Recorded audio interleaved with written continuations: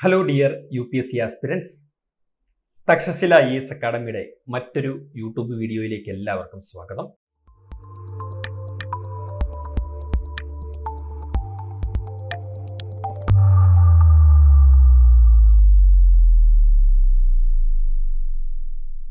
Prelims booster സീരീസിലെ ജോഗ്രഫിയുമായി ബന്ധപ്പെടുത്തിക്കൊണ്ട് പ്ലേസസ് ഇൻ ന്യൂസ് എന്ന് പറയുന്ന ഒരു സബ് സീരീസ് ചെയ്യുന്നുണ്ട്.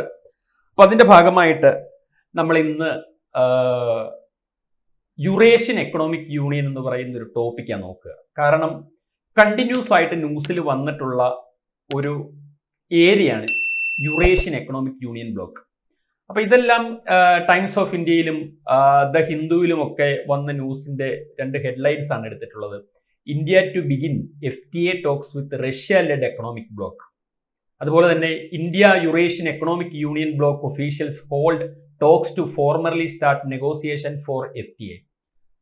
അപ്പോൾ ഫ്രീ ട്രേഡ് എഗ്രിമെന്റുമായി ബന്ധപ്പെട്ട് യുറേഷ്യൻ എക്കണോമിക് ബ്ലോക്കും ഇന്ത്യയുമായിട്ടൊക്കെ ചർച്ച നടക്കുന്നുണ്ട്. അപ്പോൾ യുറേഷ്യൻ എക്കണോമിക് യൂണിയൻ എന്ന് പറയുന്നത് നിരന്തരമായിട്ട് റിപ്പീറ്റഡ്ലി ന്യൂസ് പേപ്പറിൽ വന്നിട്ടുള്ള ഒരു ഏരിയ ആണ്. അപ്പോൾ നമുക്ക് ഈ യുറേഷ്യൻ എക്കണോമിക് യൂണിയനെ കുറിച്ച് നോക്കാം. The Eurasian economic union is an economic union of 5 post Soviet States located in Eurasia. അപ്പൊ ഇവിടെ ശ്രദ്ധിക്കേണ്ട കാര്യം എന്താണെന്ന് വെച്ചാൽ യുറേഷ്യൻ എക്കണോമിക് യൂണിയൻ പേരിൽ തന്നെയുണ്ട് അതൊരു എക്കണോമിക് യൂണിയൻ ആണ്.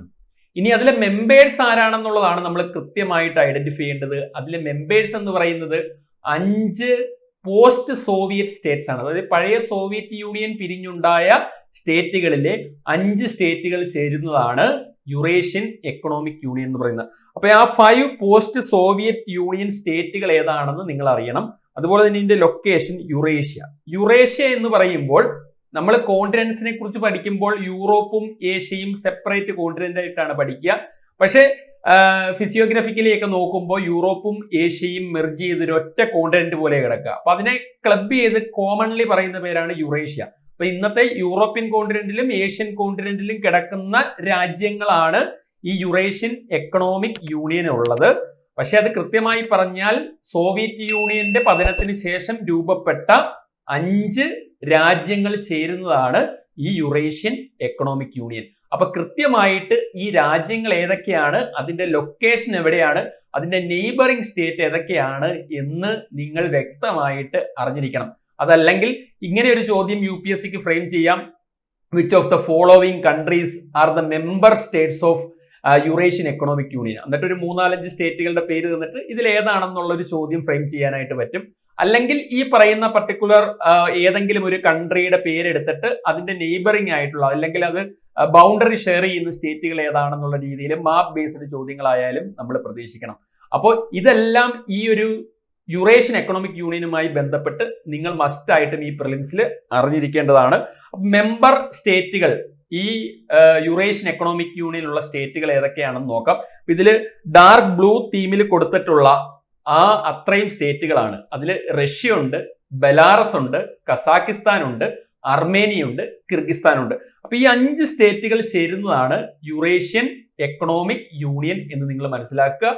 മാപ്പ് എടുത്ത് അറ്റ്ലസ് എടുത്ത് വെച്ചിട്ട് ഈ പറയുന്ന 5 രാജ്യങ്ങളുടെയും ലൊക്കേഷൻ നോക്കുക, അതിന്റെ നെയ്ബറിംഗ് കൺട്രീസ് ഏതൊക്കെയാണെന്ന് നോക്കുക. അപ്പൊ ഈ ചിത്രത്തില് ഡാർക്ക് ബ്ലൂ ഷെയ്ഡിൽ കൊടുത്തിട്ടുള്ള 5 സ്റ്റേറ്റുകൾ റഷ്യ, ഈ സൈഡിൽ ബെലാറസ്, ഇവിടെ അർമേനിയ, കസാക്കിസ്ഥാൻ, കിർഗിസ്ഥാൻ. റഷ്യ ഇവിടെ ഓൾറെഡി നമ്മൾ കണ്ടു കഴിഞ്ഞു. അപ്പൊ ഈ 5 സ്റ്റേറ്റുകളാണ് യുറേഷ്യൻ എക്കണോമിക് യൂണിയനിലുള്ളത് എന്ന കാര്യം നിങ്ങൾ മനസ്സിലാക്കുക. ഇനി ഇതിന്റെ ഒരു ഹിസ്റ്ററി പറയുകയാണെങ്കിൽ ആക്ച്വലി 1994 ഇങ്ങനെ ഒരു എക്കണോമിക് യൂണിയൻ ഉണ്ടാക്കേണ്ടതിന്റെ ആവശ്യകതയെ കുറിച്ചുള്ള ഒരു പ്രപ്പോസല് മുന്നോട്ട് വയ്ക്കുന്നത്. പിന്നീട് 2000 എക്കണോമിക് കമ്മ്യൂണിറ്റി ആയിട്ട് ഇവർ മാറി. പിന്നീട് 2010 യുറേഷ്യൻ കസ്റ്റംസ് യൂണിയൻ ഫോം ചെയ്യുന്നു. 2012 യുറേഷ്യൻ എക്കണോമിക് സ്പേസ് രൂപം കൊള്ളുന്നു. പിന്നീട് യുറേഷ്യൻ എക്കണോമിക് യൂണിയന്റെ ഒരു ട്രീറ്റി സൈൻ ചെയ്യുകയാണ്. 2014 മെയ് ലാസ്റ്റ് വീക്കിലാണ് അതിന്റെ ആ ഒരു ട്രീറ്റി സൈൻ ചെയ്യുന്നത്. അതിന്റെ തുടർച്ചയെന്നോണം 2015 ജനുവരി 1 യുറേഷ്യൻ എക്കണോമിക് യൂണിയൻ എസ്റ്റാബ്ലിഷ്ഡ് ആവുകയാണ്. അപ്പൊ 1994 തുടങ്ങി വെച്ച, അല്ലെങ്കിൽ ആ പ്രപ്പോസൽ തുടങ്ങി വെച്ചു, അത് അവസാനം ഫുൾ ഫ്ലെഡ്ജ് ആയിട്ട് അല്ലെ ഒരു ഫൈനൽ സ്റ്റേജിലേക്ക് യുറേഷ്യൻ എക്കണോമിക് യൂണിയൻ എന്ന് പറയുന്ന ഒരു കൺസെപ്റ്റ് യാഥാർത്ഥ്യമാകുന്നത് 2015 എന്നുകൂടി ഓർക്കുക. ഇതിന്റെ ഒരു ഹിസ്റ്ററി ജസ്റ്റ് ബ്രീഫ് ചെയ്തെന്നുള്ളൂ. ഇതത്ര ഇമ്പോർട്ടന്റ് അല്ല, പക്ഷെ നിങ്ങൾക്ക് മെയിൻസ് പെർസ്പെക്റ്റീവിൽ എന്തെങ്കിലും ഒക്കെ ഒരു ആൻസർ എഴുതേണ്ടി വരുമ്പോൾ ഫ്രീ ട്രേഡ് എഗ്രിമെന്റിനെ കുറിച്ചൊക്കെ കറണ്ട് അഫയേഴ്സ് റിലേറ്റഡ് ആയിട്ട് ഒരു ചോദ്യമൊക്കെ മെയിൻസിൽ വരുന്ന സമയത്ത് നിങ്ങൾക്ക് ഈ ഹിസ്റ്ററി ചിലപ്പോൾ പ്രയോജനപ്പെട്ടേക്കാം. അതുകൊണ്ട് ജസ്റ്റ് പറഞ്ഞു എന്നേ ഉള്ളൂ. പ്രിലിംസ് പെർസ്പെക്റ്റീവില് ഈ യുറേഷ്യൻ എക്കണോമിക് യൂണിയനിലെ മെമ്പർ സ്റ്റേറ്റുകൾ ഈ 5 ഏതാണ്, പോസ്റ്റ് സോവിയറ്റ് യൂണിയൻ സ്റ്റേറ്റുകളായിട്ടുള്ള 5 സ്റ്റേറ്റുകൾ ഏതൊക്കെയാണ്, അതിന്റെ നെയ്ബറിംഗ് ഏരിയാസ് ഏതൊക്കെയാണെന്നുള്ളതൊക്കെ കൃത്യമായിട്ട് അറ്റ്ലസ് വെച്ച് ഒന്ന് നോക്കാനായിട്ട് ശ്രമിക്കുക. അപ്പോൾ പ്ലേസസ് ഇൻ ന്യൂസ് എന്ന് പറയുന്ന ഈ ടോപ്പിക്കിൽ നമ്മൾ ഇന്ന് 5 കൺട്രികളെ കണക്ട് ചെയ്തിരിക്കുകയാണ്. അതിന്റെ കാരണം ഈ 5 കൺട്രികളും യുറേഷ്യൻ എക്കണോമിക് യൂണിയനിലെ മെമ്പേഴ്സ് ആണ്. അപ്പൊ ഇൻഫർമേറ്റീവ് ആയിരുന്നു എന്ന് വിചാരിക്കുന്നു. Keep going. പുതിയൊരു വീഡിയോയുമായിട്ട് നമുക്ക് ഉടൻ തന്നെ കാണാം. Thank you. Takshashila IAS Academy. Aspire. Enroll. Achieve.